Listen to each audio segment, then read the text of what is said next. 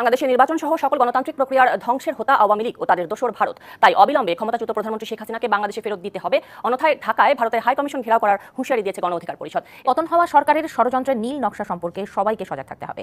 এক বিবৃতিতে এই আহ্বান জানিয়েছেন বিএনপির মহাসচিব মির্জা ফখরুল ইসলাম আলমগীর। 24 সালে আমাদের প্রতিবেশী রাষ্ট্র ভারত তখনও কিন্তু এই ফ্যাসিস্ট শক্তির পক্ষে অবস্থান নিয়েছে।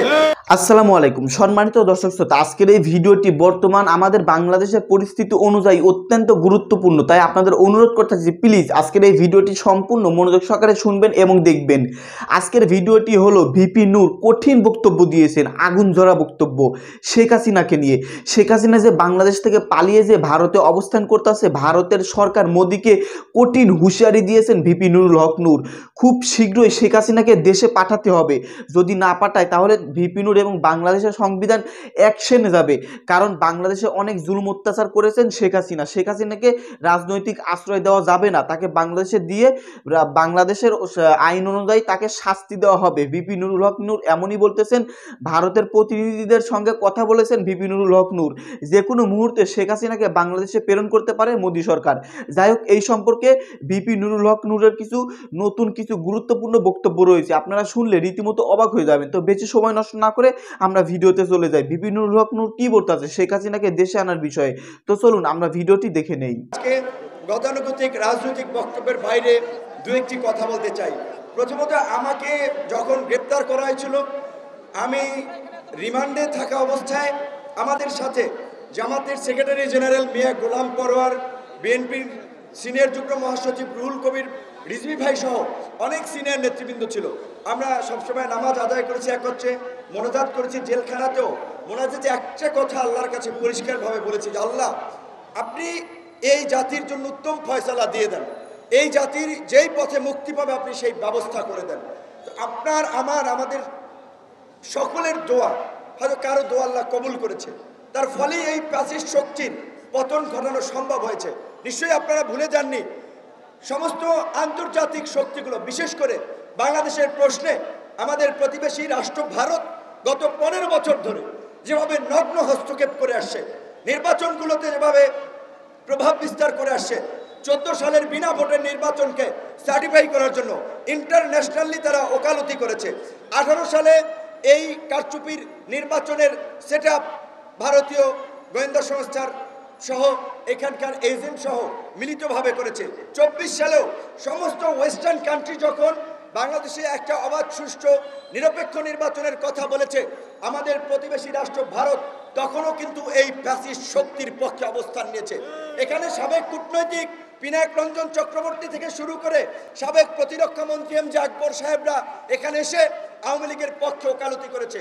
অনেকেই বলেছিল ভারতের মতো একটা বৃহৎ শক্তি রাষ্ট্র শেখ হাসিনার পাশে আছে, চীন ফাইন্যান্স করছে, রাশিয়া আমেরিকাকে বিট করার জন্য শেখ হাসিনার পাশে আছে, কাজী শেখ হাসিনাকে বোধহয় হটানো যাবে না। কিন্তু ওই যে আল্লাহ বলছে যে আল্লাহর মায়ের দুনিয়ার বাইর, তো দেখছেন শেখ হাসিনাকে আল্লাহর মায়ের বাংলাদেশের বাইর করে দিয়েছে। এটা কেউ কল্পনা করেছেন?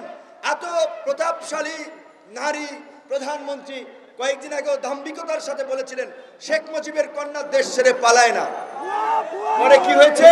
এখন লোকজন স্লোগান দেয়, পালাইছে রে পালাইছে শেখ হাসিনা, পালাইছে পালাইছে রে পালাইছে শেখ হাসিনা, পালাইছে শেখ হাসিনা পালাইছে। কাজে আমরা পরিষ্কার ভাবি, আমাদের আজকের এই সম্প্রীতির সমাবেশ থেকে, আজকের এই সমাবেশ আমরা করছি কেন? আমরা দেখছি যে আজকে যেই ছাত্র জনতা যে স্বপ্ন নিয়ে একটা সহনশীল, মানবিক, সমৃদ্ধ, গণতান্ত্রিক বাংলাদেশের স্বপ্ন নিয়ে তারা যে মুক্তির লড়াই সংগ্রাম করেছে, সেই মুক্তির লড়াই সংগ্রামে দুষ্কৃতিকারীরা একটা নৈরাজ্যকর পরিস্থিতি সারা বাংলাদেশে তৈরি করতেছে। আমার এই যে অফিস আলরাজি কমপ্লেক্স দখল করতেও লোকজন এখানে চলে আসছে, তাহলে ভিপি নূরের অফিস এইটা এলাকার সবাই জানে আলরাজি কমপ্লেক্সে, সেইখানে যদি দখল করতে চলে আসতে পারে, পাড়া মহল্লায় গ্রামগঞ্জের কি অবস্থা একবার চিন্তা করেন।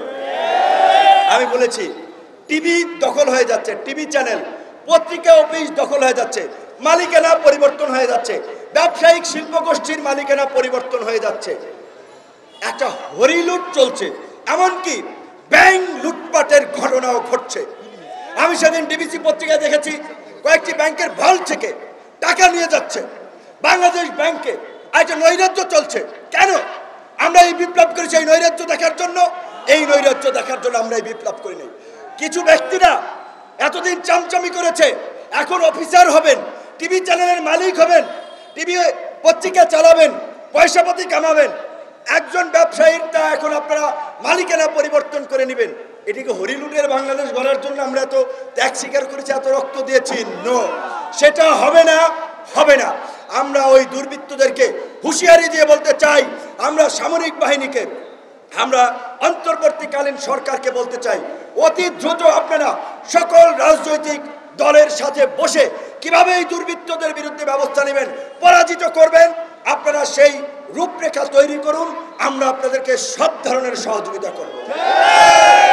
আজকে আমার বাড়ি তো বরিশাল, জানেন তো, নদ নদীর এলাকার লোক।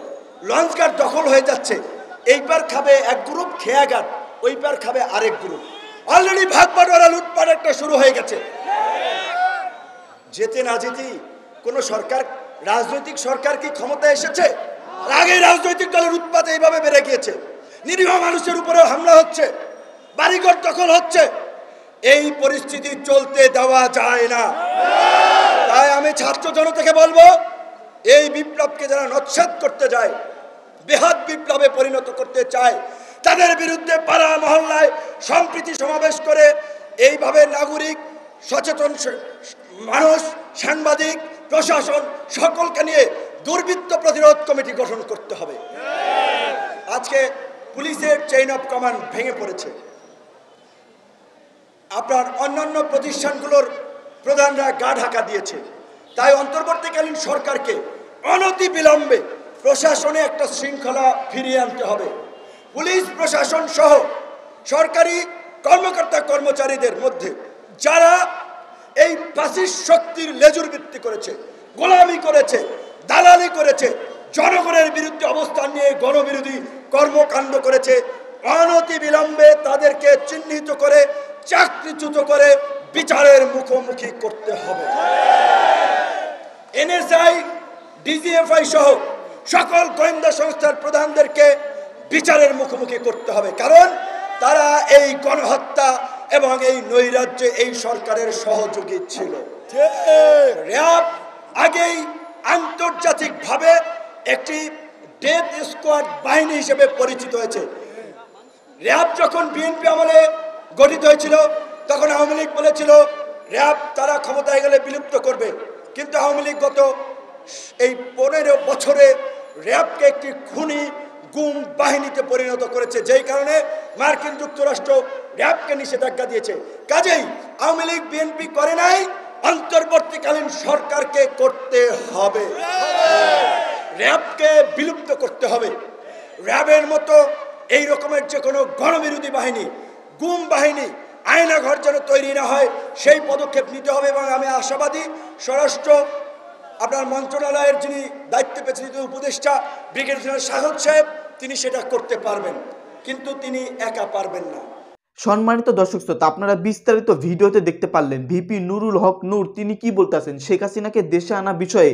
প্রধানমন্ত্রী শেখ হাসিনা যে বাংলাদেশ থেকে পদত্যাগ করে পালিয়ে ভারতে যে রয়েছেন, বাংলাদেশের মানুষকে অত্যাচার করে এর বিচার চায় বাংলাদেশের সর্বস্ত জনগণ। ভিপি নুরুল হক নূর এই বিষয়ে মন্তব্য করেছেন, অচিরেই বাংলাদেশে নিয়ে আসা হবে শেখ হাসিনাকে। এই বিষয়ে ভারতের প্রতিনিধিদের সঙ্গে কথা হচ্ছে। যাই হোক, এই বিষয়ে আপনাদের মন্তব্য কি? কত তাড়াতাড়ি শেখ হাসিনাকে বাংলাদেশে আনলে আপনারা খুশি হবেন? এই বিষয়ে আপনাদের ব্যক্তিগত মতামত থাকলে ভিডিওর কমেন্ট বক্সে অবশ্যই জানিয়ে দিবেন। ধন্যবাদ আজকের এই ভিডিওটি মনোযোগ সহকারে শোনার জন্য।